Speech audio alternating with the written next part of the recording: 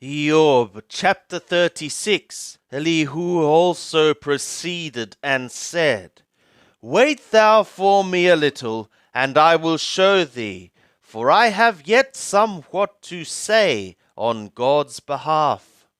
I will fetch my knowledge from afar, and will ascribe righteousness to my Maker. For truly my words are not false. One that is perfect in knowledge is with thee. Behold, God is mighty, and despiseth not any. He is mighty in strength of understanding heart. He preserveth not the life of the wicked, but giveth to the afflicted their right. He withdraweth not his eyes from the righteous, but with kings upon the throne he setteth them forever, and they are exalted. And if they be bound in fetters, and be taken in the cords of afflictions, then he showeth them their work, and their transgressions, that they have behaved themselves proudly. He openeth also their ear to instruction, and commandeth that they return from iniquity. If they hearken and serve him, they shall spend their days in prosperity, and their years in pleasures. But if they hearken not, they shall perish by the sword, and they shall die without knowledge. But they that are godless in heart lay up anger, they cry not for help, when he bindeth them. Their soul dieth in youth, and their life perisheth among the unclean. He delivereth the afflicted by their affliction, and openeth their ear in oppression. Yea, he would have allured thee out of distress into a broad place, where there is no constraint, and that which is set on thy table would be full of fatness. But thou art full of the judgment of the wicked. Judgment and justice take hold on thee. For let not wrath stir thee up against chastisements, neither let the greatness of the ransom turn thee aside.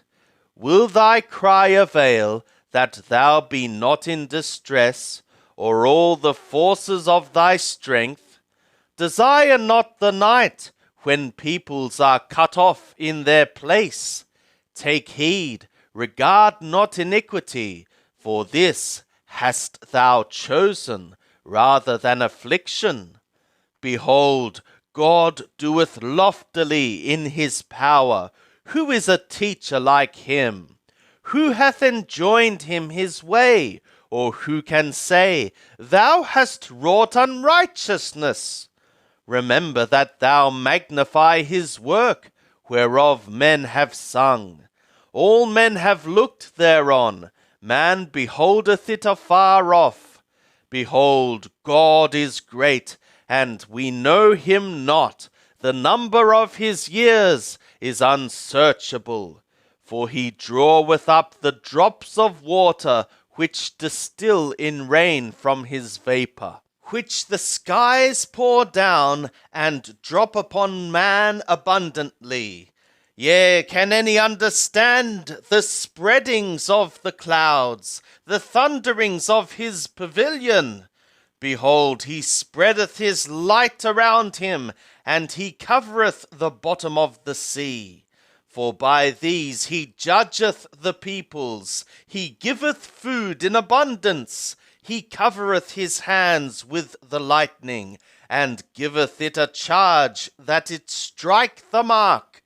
The noise thereof telling concerning him, the cattle also concerning the storm that is coming up. Yea, at this my heart trembleth, and is moved out of its place. Hear, O hear the noise of his voice, and the sound that goeth out of his mouth. He sendeth it forth under the whole skies, and his lightning to the ends of the earth. After it a voice roareth, he thundereth with the voice of his majesty, and he restraineth not the lightnings when his voice is heard. God thundereth marvelously with his voice.